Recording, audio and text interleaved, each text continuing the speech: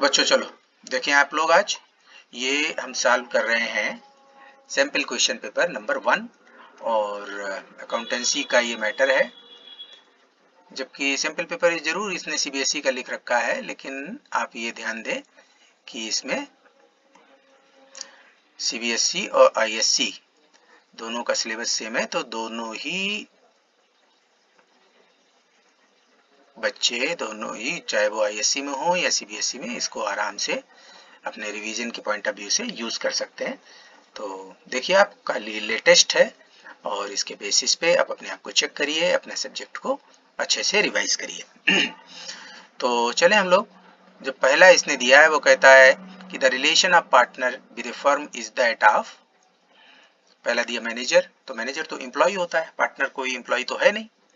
An agent, एक बात इसकी ये समझ में आती है कि पार्टनर एक एजेंट होता है। रीजन, इसके जो आपने फीचर्स पढ़े होंगे उसमें क्या होता है, पार्टनर्स की आपस में म्यूचुअल एजेंसी होती है। तो म्यूचुअल एजेंसी का मतलब वो एक दूसरे के एजेंट और प्रिंसिपल होते हैं। तो एक तो ये बात ठीक हुई। दूसरा और इसका क्या ठीक लग रहा है कि वो ओनर होता है फर्म का। ये पार्टनरशिप फर्म के ओनर कौन होते हैं, पार्टनर्स होते हैं। जैसे एक सोल ट्रेडिंग के owner soul trader, joint stock company का ओनर शेयर होल्डर। तो इस तरीके से तो इसमें बी और सी ये दोनों ही हैं, तो यानी डी ऑप्शन आपका करेक्ट है। अगला देखो, ए और बी पार्टनर्स हैं sharing profit in this ratio. A surrenders 1/4 of his share, इसकी लैंग्वेज पे बहुत ध्यान देना। ए अपने हिस्से का 1/4 सरेंडर करता है और बी सरेंडर करता है अपने हिस्से का, B surrenders 1/5 of his share. किसके फेवर में, सी के फेवर में। सी कौन है, एक नया पार्टनर है। तो इनका वो कह रहा है कि भाई सेक्रीफाइसिंग रेशियो क्या होगा, आपको सेक्रीफाइसिंग रेशियो निकालना है। तो इसकी हम वर्किंग करके दिखाते हैं। इसकी वर्किंग को खूब ध्यान से देखो कि इसमें है ए और दूसरा है बी। तो ए का ओल्ड रेशियो क्या है, ओल्ड रेशियो है इसका 5/8 और इसका कितना है, इसका है 3/8। फिर ये लोग सेक्रीफाइस करते हैं किसके फेवर में, एक नए पार्टनर के फेवर में। तो ए सरेंडर करता है 1/4 ऑफ हिज शेयर। तो यानी ए का जितना हिस्सा है इसका 1/4 वो सरेंडर करता है। तो यानी उसने कितना सरेंडर किया, उसने सरेंडर किया 5 इन दोनों का मल्टीप्लिकेशन, 8 4 जा 32। इसने इतना सरेंडर किया यानी सेक्रीफाइस किया। बी का केस देखो, B surrenders 1/5 of his share, B अपने हिस्से का 1/5 देता है। तो बी का हिस्सा कितना है, बी का हिस्सा है 3/8 और इसका 1/5 उसने दे दिया। तो यानी कितना हिस्सा उसने दिया, उसने दिया 3/40। तो अब वो कहता है कि इनका सेक्रीफाइसिंग रेशियो बताओ। तो इसका सेक्रीफाइसिंग रेशियो बताने के लिए आप इनका एलसीएम निकाल दें, देखो क्या होगा। तो हम इनका एलसीएम सीधे सीधे निकालते हैं, 32 और 40 को मल्टीप्लाई कर दो तो आएगा 0, 4 2 जा 8, 4 3 जा 12, ये आया। यहाँ पे क्या फिगर आई, यहाँ इसमें 32 से डिवाइड किया तो आया 40। सिंपल इसी का तो मल्टीप्लिकेशन लिखा हुआ है 40। तो 40 और 32 मल्टीप्लाई कर दें, नहीं 40 और 5 को मल्टीप्लाई कर दें तो कितना आया 200। और इधर क्या करेंगे, इधर 1280 को 32 से डिवाइड किया, 1280 को 40 से डिवाइड किया, सॉरी ध्यान देना, 1280 को 40 से डिवाइड किया तो आएगा 32 और 32 और इसको 3 को मल्टीप्लाई कर दिया तो क्या आया आपका 96।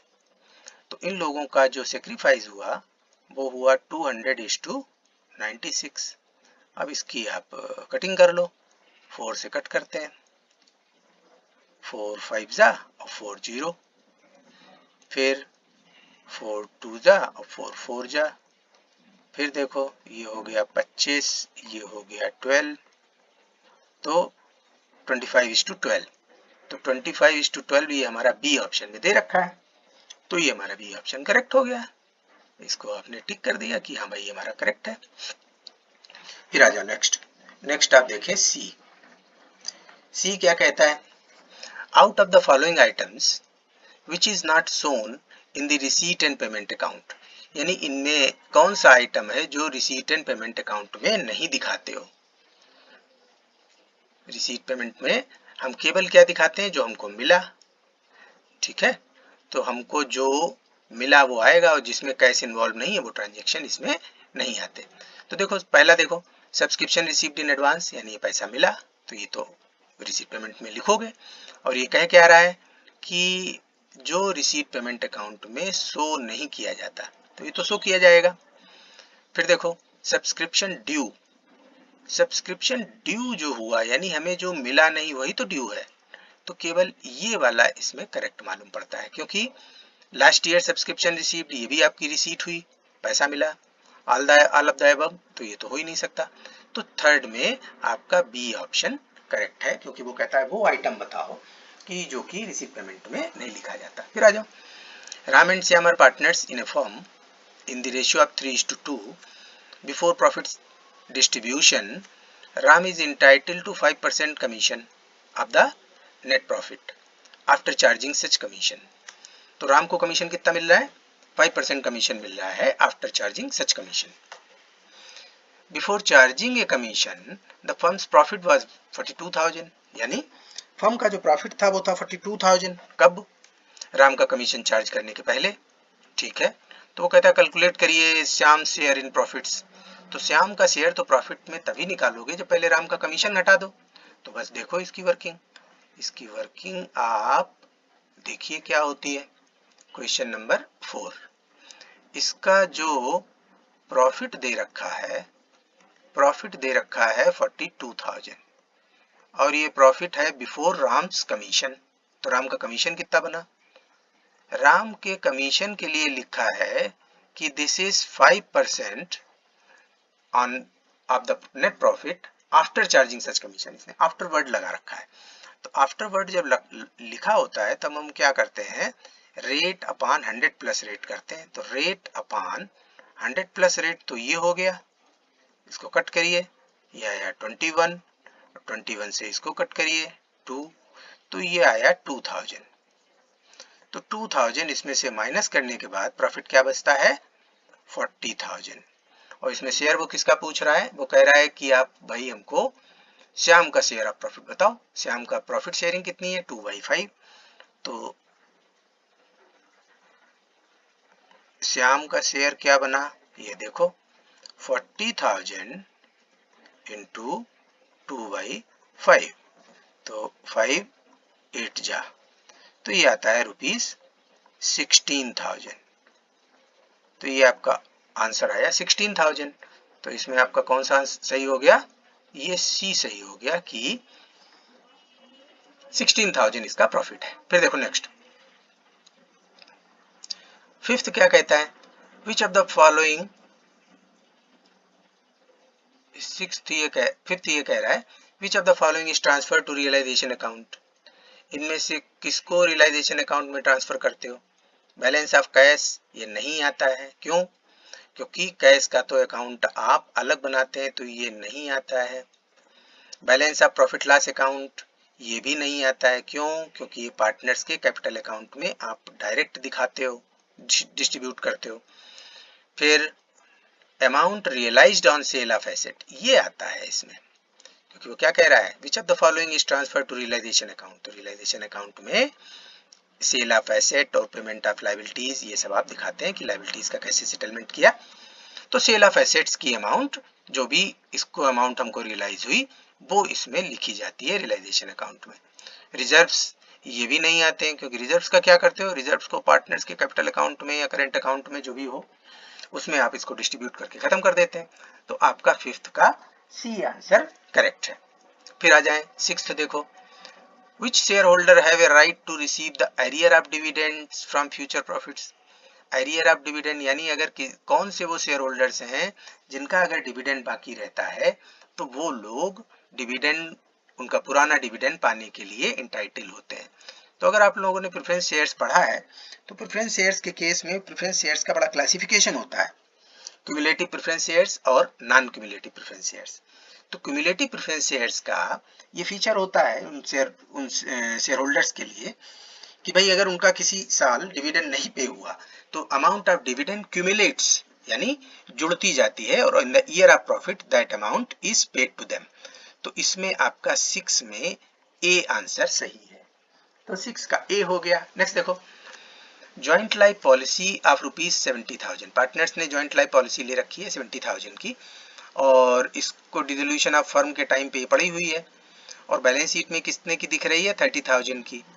बैलेंस शीट में उसका कुछ उसने जो इसके तरीके होते हैं जेएलपी के उसके बेसिस पे दिखाया गया 30,000। पॉलिसी वाज सरेंडर्ड एट 70%, तो सीधा है 70,000 का 70% 49,000, तो the amount to be credited in realisation account will be 49,000, क्योंकि इसकी सरेंडर वैल्यू कितनी है 70% और पॉलिसी कितने की है 70,000 की, तो इसका आपने सीधे सीधे निकाल लिया, तो आपका ये करेक्ट हो गया 7D। नेक्स्ट देखो, A and B are partners in a firm sharing profit and loss in this ratio, or with effect from this date they agreed to share profit and loss in this ratio। पहले उनका ratio था 3:1 और इन्होंने इस date से ये decide किया कि भाई हम लोग 2:1 में डिस्ट्रीब्यूट करेंगे, तो करिए तो 2:1 में डिस्ट्रीब्यूट।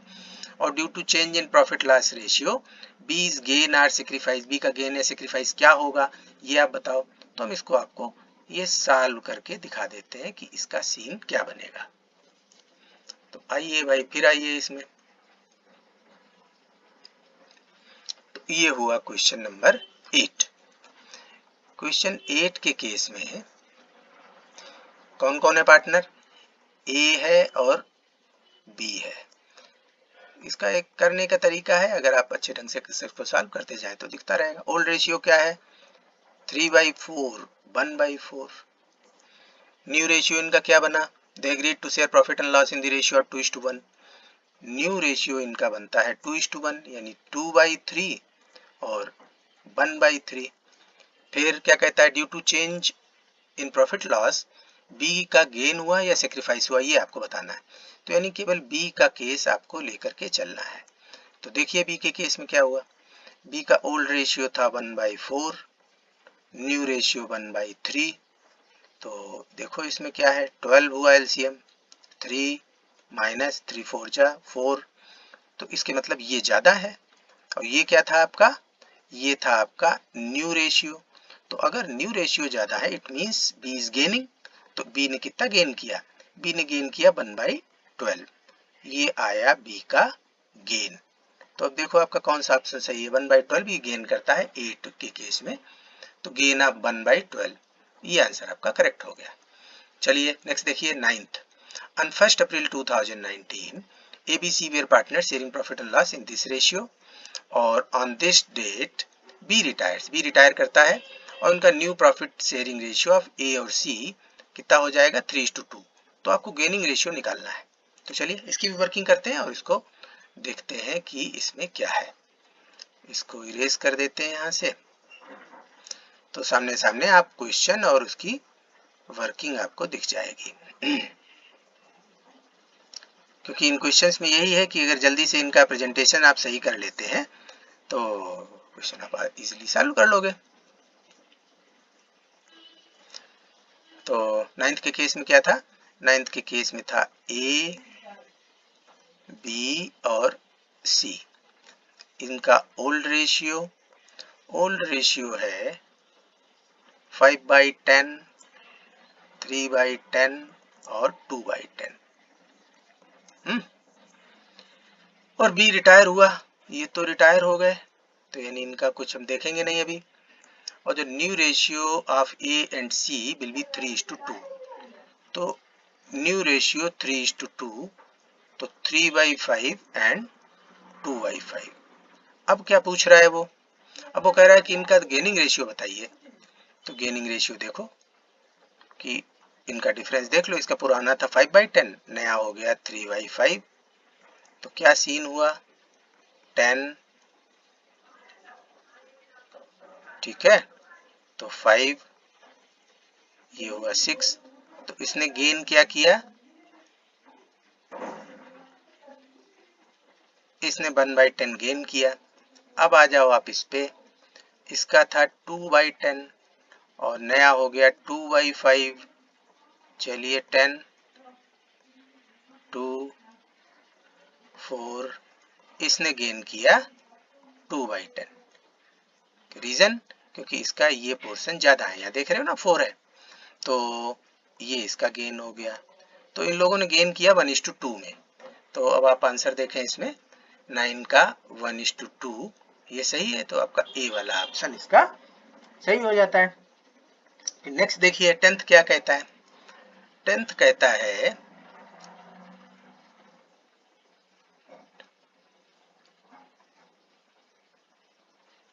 के केस में ये ABC are partners sharing profit in the ratio of this. If the new ratio of B and C is this, on the retirement of A, calculate gaining ratio. ये gaining ratio calculate करा रहा है, तो आ जाए फिर इसको देखो।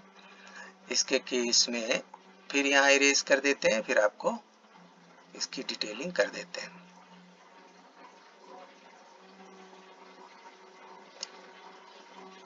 ये प्रेजेंटेशन हमें लगता है आप लोगों को समझ में आ रहा होगा, तो इसके बेसिस पे अपने दूसरे क्वेश्चंस या इसकी समझ आप आराम से कर सकते हो, क्योंकि बेस यही है और जितना आप अच्छे से प्रेजेंट करोगे उतने अच्छे से समझ पाओगे। तो चले क्वेश्चन नंबर 10, ए, बी और सी, ये 3 लोग हैं। इनका ओल्ड रेशियो 4 + 2 + 1, तो ये हुआ 4/7, 2/7 एंड 1/7। ये इनका पुराना रेशियो है। If the new ratio of B and C is this, A retire हो गया, ए रिटायर हो गए, और इनका न्यू रेशियो वो कहता है अगर बी और सी के बीच में 3:1 है, यानी 3/4 और 1/4 है, तो गेनिंग रेशियो बताओ।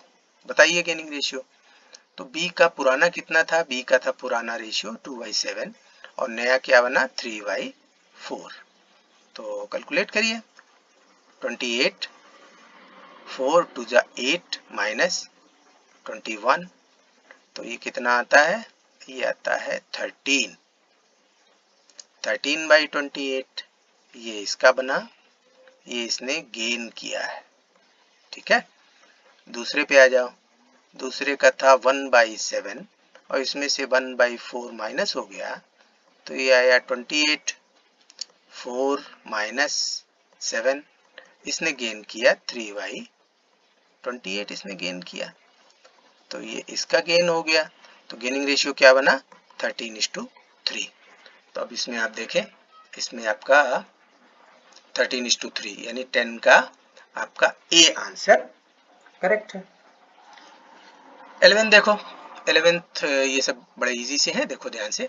On retirement of a partner, goodwill will be credited to the capital account of. जब पार्टनर कोई रिटायर होता है तो गुडविल किसके अकाउंट में क्रेडिट की जाती है, किसको मिलती है, तो गुडविल का शेयर रिटायरिंग पार्टनर को दिया जाता है, तो रिटायरिंग पार्टनर के कैपिटल अकाउंट में इसको ट्रांसफर करते हैं। तो दिस इज 11th ए।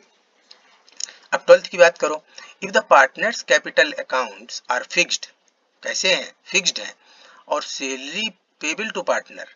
अब आपको पता होगा जब पार्टनर्स के कैपिटल अकाउंट फिक्स होते हैं तो पार्टनर्स का करंट अकाउंट खोला जाता है और उसमें कैपिटल के अलावा के ट्रांजैक्शन उसी में ट्रांसफर किए जाते हैं। तो कहाँ लिखोगे आप, on the credit side of partners current account. Credit side क्यों, क्योंकि इससे पार्टनर्स की कैपिटल या करंट अकाउंट बढ़ता है। तो 12th का हो गया सी। अब आप आए 13 देखें।